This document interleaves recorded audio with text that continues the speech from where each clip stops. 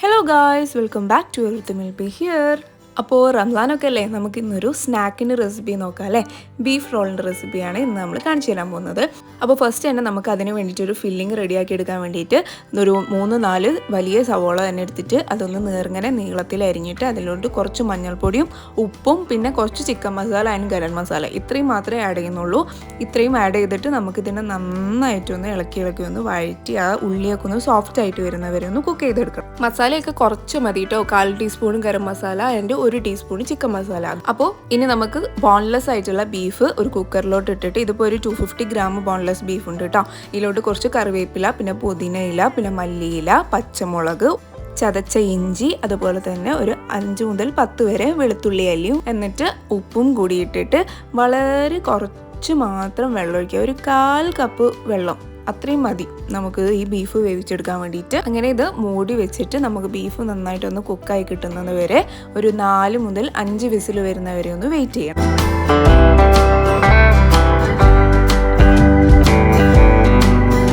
ഇപ്പോൾ ഇതാ നമ്മുടെ ബീഫൊക്കെ നല്ല സൂപ്പറായിട്ട് നമുക്ക് കുക്കായി കിട്ടിയിട്ടുണ്ട്. ഇനി നമുക്ക് ഇതിലത്തെ സ്റ്റോക്ക് വാട്ടർ ഉണ്ടാവുമല്ലോ കുറച്ച് താഴെ, അതിൽ നിന്ന് ഒരു 3-4 ടേബിൾ സ്പൂൺ എടുത്തിട്ട് നമ്മുടെ ഉള്ളി വാട്ടിയിലോട്ട് ഒഴിച്ചിട്ട് ഒന്ന് ചെറുതായിട്ടൊന്ന് ഇളക്കി ഒന്ന് യോജിപ്പിച്ചെടുക്കുക കേട്ടോ. ഇങ്ങനെ ചെയ്യുമ്പോൾ നമ്മുടെ ഫില്ലിങ്ങിന് നല്ലൊരു ടേസ്റ്റ് കുറച്ചും കൂടി അധികം കിട്ടും. പിന്നെ നമ്മുടെ ബീഫിൻ്റെ പീസുകൾ മാത്രമായിട്ട് ആ വെള്ളം കൂടാതെ ഊറ്റിയെടുത്ത് നമുക്കൊരു മിക്സിയുടെ ജാറിലോട്ട് ഇട്ടിട്ട് ഒന്ന് ക്രഷ് ചെയ്തിട്ട് ഒന്ന് എടുക്കുക. മിക്സിയുടെ ആ പൾസില്ലേ, പൾസ് ബട്ടണിൽ വേണം നമ്മൾ ഒരു 3-4 പ്രാവശ്യം ഒന്ന് പൾസ് ചെയ്തിട്ട് എടുക്കുക. മറ്റേ കണ്ടിന്യൂസ് ആയിട്ട് അടിക്കുമ്പോൾ നമ്മുടെ ബീഫെല്ലാം കൂടി അരഞ്ഞ് പേസ്റ്റ് ആയി പോകും. അപ്പോൾ അങ്ങനെ ആവാൻ പാടില്ല. ഇതുപോലെ ഒന്ന് ചെറിയ ചെറിയ പീസസ് ആയിട്ട് ഇങ്ങനെ ക്രഷ് ചെയ്തെടുക്കും. ഇനി ഇത് നമുക്ക് നമ്മുടെ ഉള്ളിയിലോട്ട് ഇട്ട് കൊടുത്തിട്ട് ഒന്ന് നന്നായിട്ടൊന്ന് ഇളക്കി എല്ലാ ഭാഗത്തേക്കും ഒരുപോലെ ആവുന്ന പോലെ ഒന്ന് യോജിപ്പിച്ചെടുക്കണം കേട്ടോ. ഈ ബീഫ് നമ്മൾ ഇതിലിട്ടിട്ട് ഇളക്കുന്ന സമയത്ത് ഫ്ലെയിമൊന്നും ആവശ്യമൊന്നുമില്ല കേട്ടോ. ഫ്ലെയിമൊക്കെ ഓഫ് ചെയ്തിട്ട് തന്നെ നമുക്കിത് ഇളക്കി നന്നായിട്ട് ഒന്ന് മിക്സ് ചെയ്ത് കൊടുത്താൽ മതി. ഇപ്പം നമ്മളിത് നന്നായിട്ട് ഇതിലേക്കൊന്ന് ആ ബീഫും ഉള്ളിയൊക്കെ ഒരുപോലെ ഒന്ന് മിക്സ് ചെയ്തെടുത്തിട്ടുണ്ട് കേട്ടോ. ഇനി നമുക്കിത് റോൾ ചെയ്തെടുക്കുന്നതിനുള്ള ഷീറ്റിന് വേണ്ടിയിട്ടുള്ള മാവാണ് ഉണ്ടാക്കിയെടുക്കാനുള്ളത്. അതിന് വേണ്ടിയിട്ട് ഞാനിപ്പോൾ ഒരു 2 കപ്പ് മൈദപ്പൊടി എടുത്തിട്ടുണ്ട്. ഇത് ഞാനിപ്പം 4 പ്രാവശ്യമായിട്ട് ഇടുന്നത് കണ്ടിട്ട് തെറ്റിദ്ധരിക്കേണ്ട. 1/2 കപ്പിൻ്റെ മെഷറിംഗ് കപ്പാണ് ഞാനിപ്പോൾ ഇത് അളക്കാനായിട്ട് ഉപയോഗിച്ചിട്ടുള്ളത്. അതുകൊണ്ടാണ് 4 പ്രാവശ്യമായിട്ട് ഇടുന്നത്. നമ്മൾ 1 കപ്പിൻ്റെ മെഷറിംഗ് കപ്പിന് 2 കപ്പ് മൈദപ്പൊടി മതി. ഇനി ഇതിലോട്ട് നമുക്ക് നമ്മുടെ ബീഫ് വേവിച്ച വെള്ളമില്ലേ ബാക്കിയുള്ളത്, അത് നമുക്ക് ഇതിലോട്ടൊന്ന് ഫസ്റ്റ് ഒഴിച്ചു കൊടുക്കണം. ഇതിൻ്റെ ബാക്കി മതി നമുക്ക് സാധാരണ വെള്ളം ഒഴിച്ചു കൊടുക്കാൻ.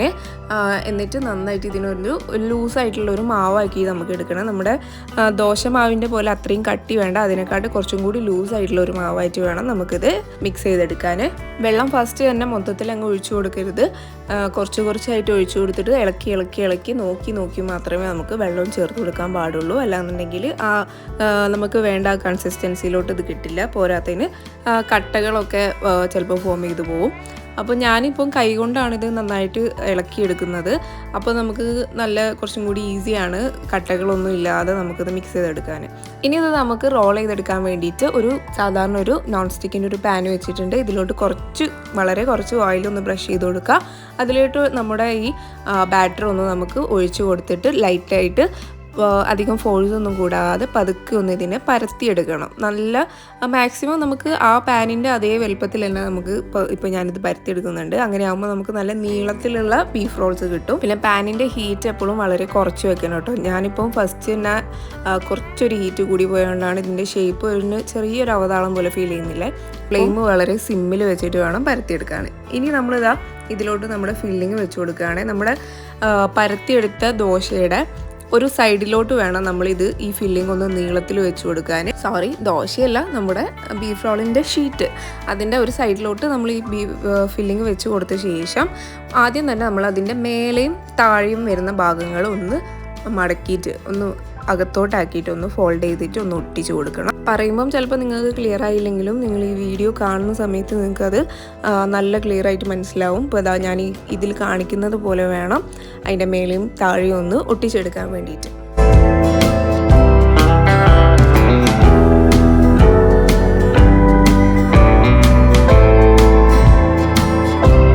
ഇപ്പോൾ ഇതാ മേലെയും താഴെയും ഒട്ടിച്ച് കഴിഞ്ഞ ശേഷം നമ്മളിതാ ഇതിൻ്റെ സൈഡിൽ നിന്ന് ഉള്ളിലോട്ട് ഒന്ന് ഫോൾഡ് ചെയ്ത് കൊടുക്കുക. എന്നിട്ട് അതും ഒന്ന് നന്നായിട്ട് ഒട്ടിച്ചൊന്ന് സെക്യൂർ ചെയ്ത ശേഷം ഈ അറ്റത്ത് നിന്നും മറ്റേ അറ്റം വരെ ഇതിനൊന്നിങ്ങനെ റോൾ ചെയ്ത് എടുത്തു കഴിഞ്ഞാൽ നമ്മളിത് നല്ല പെർഫെക്റ്റ് ആയിട്ട് നമ്മുടെ ഈ ബീഫ് റോൾ ഇവിടെ ഒട്ടിച്ചെടുത്തിട്ടുണ്ട്.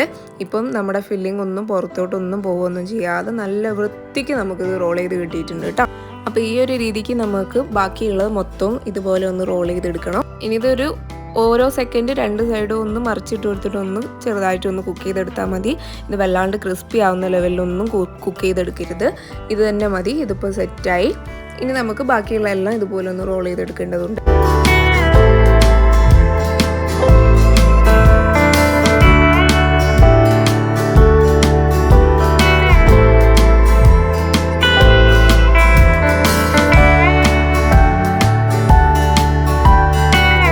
ഇപ്പോൾ ഇതാ നമ്മളിത് മൊത്തം ഇതുപോലെ ഒന്ന് ഫുള്ളായിട്ട് ചെയ്തെടുത്തിട്ടുണ്ട്. ഏകദേശം ഒരു 15 റോളാണ് നമുക്ക് ഇതിനോണ്ട് കിട്ടിയിട്ടുള്ളത് ഈ 2 കപ്പ് മൈദാമാവിൽ നിന്ന്. അപ്പോൾ ഇതാ ഞാൻ ഇവിടുന്ന് ശരിക്കും ഞാൻ കുറച്ച് അധികം ഉണ്ടാക്കിയിട്ട് കുറച്ച് ഞാൻ ഫ്രീസ് ചെയ്യാൻ വെക്കുന്നുണ്ട്. റമദാനൊക്കെ ആയതുകൊണ്ട് നമുക്ക് ഇടയ്ക്കിടയ്ക്ക് ആവശ്യമാണല്ലോ. ഇനി നമുക്കിതിനെ ഒന്ന് ബ്രെഡ് ക്രംസിൽ കോട്ട് ചെയ്തിട്ട് ഇതിനൊന്ന് ഡീപ് ഫ്രൈ ചെയ്യേണ്ട പ്രോസസ്സും കൂടിയേ ബാക്കിയുള്ളൂ. സാധാരണ നമ്മൾ ഈ ബീഫ് റോൾ ഉണ്ടാക്കുന്ന സമയത്ത് മുട്ടയിൽ മുക്കിയിട്ടാണ് നമ്മൾ ബ്രെഡ് ക്രംസിൽ മുക്കാറ്. പക്ഷേ ഇവിടെ നമ്മൾ മുട്ട ഉപയോഗിക്കുന്നില്ല. പകരം കോൺഫ്ലോറും മൈദപ്പൊടിയും കൂടി വളരെ തിന്നായിട്ടൊരു ബാറ്റർ ഉണ്ടാക്കി വെച്ചിട്ട് അതിലാണ് നമ്മളിത് കോട്ട് ചെയ്തെടുക്കുന്നത്. അപ്പോൾ ആ ബാറ്റർ ഉണ്ടാക്കി എടുക്കുന്നതിന് വേണ്ടിയിട്ട് ഞാനിവിടെ ഒരു 2 ടീസ്പൂൺ കോൺഫ്ലോറിലേക്ക് ഒരു 3 ടീസ്പൂൺ മൈദപ്പൊടി മാത്രമേ ചേർക്കുന്നുള്ളൂ. എന്നിട്ട് അതിലോട്ട് കുറച്ചധികം വെള്ളം ഒഴിച്ചിട്ട് ശരിക്കും പറഞ്ഞാൽ നമ്മുടെ പച്ചവെള്ളത്തിൻ്റെ പോലത്തെ ഒരു കൺസിസ്റ്റൻസിയിലാണ് ഞാൻ ഇതിനൊന്ന് മിക്സ് ചെയ്തെടുക്കുന്നത്. ഒരു ടീസ്പൂൺ ഉപ്പും കൂടി ചേർക്കാൻ മറന്നു പോവല്ലേ. ഇനി ഇതിലോട്ട് നമുക്കൊരു 1 കപ്പ് വെള്ളം ചേർത്ത് കൊടുത്ത ശേഷം നന്നായിട്ടൊന്ന് ഇളക്കി യോജിപ്പിച്ചെടുക്കണം.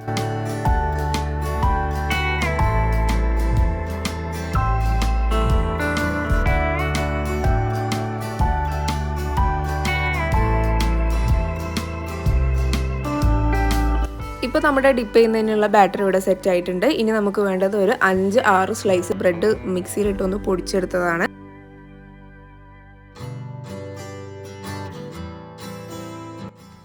ഇനി നമുക്ക് നമ്മുടെ റോൾസ് ഓരോന്നായിട്ട് ഫസ്റ്റ് ഈ ബാറ്ററിൽ മുക്കുക. അതിനുശേഷം നമ്മുടെ ബ്രെഡ് ക്രംസിലോട്ട് വെച്ചിട്ട് നന്നായിട്ടൊന്ന് എല്ലാ വശവും കോട്ട് ചെയ്തെടുക്കുക. നമ്മുടെ 4 വശവും കോട്ട് ചെയ്തെടുക്കുക. മുകളിലും താഴെയും 2 സൈഡ്സിലും ഒക്കെ ആയിട്ട് നന്നായിട്ട് ബ്രെഡ് ഒന്ന് കോട്ട് ആയിക്കോട്ടെ.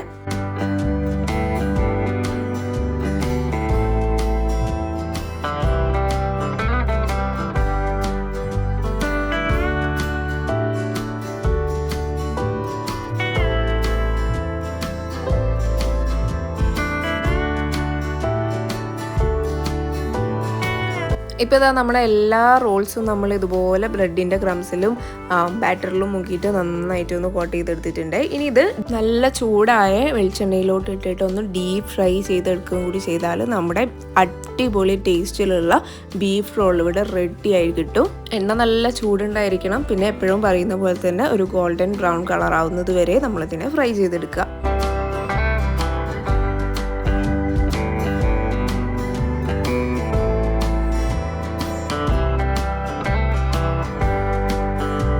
ഇപ്പോൾ അത് നല്ല ഗോൾഡൻ ബ്രൗൺ കളറായിട്ടുണ്ട്. ഇനി ഇതിനെ കോരി മാറ്റാം. അപ്പം ഇത്രയേ ഉള്ളൂ നമ്മുടെ ബീഫ് റോളിൻ്റെ റെസിപ്പി. എല്ലാവർക്കും റെസിപ്പി ഇഷ്ടപ്പെട്ടിട്ടുണ്ടാവുമെന്ന് വിചാരിക്കുന്നു. വീഡിയോ ഇഷ്ടപ്പെട്ടിട്ടുണ്ടെങ്കിൽ ഒന്ന് ലൈക്ക് ചെയ്ത് സബ്സ്ക്രൈബ് ചെയ്ത് സപ്പോർട്ട് ചെയ്യണേ. നിങ്ങളുടെ വിലയേറിയ അഭിപ്രായങ്ങളും നിർദ്ദേശങ്ങളും ഞങ്ങളെ കമൻറ്റിലൂടെ അറിയിക്കാനും മറക്കരുത്. അപ്പോൾ മറ്റൊരു നല്ലൊരു വീഡിയോയുമായിട്ട് നമുക്ക് വീണ്ടും കാണാം. അതുവരേക്കും ബൈ.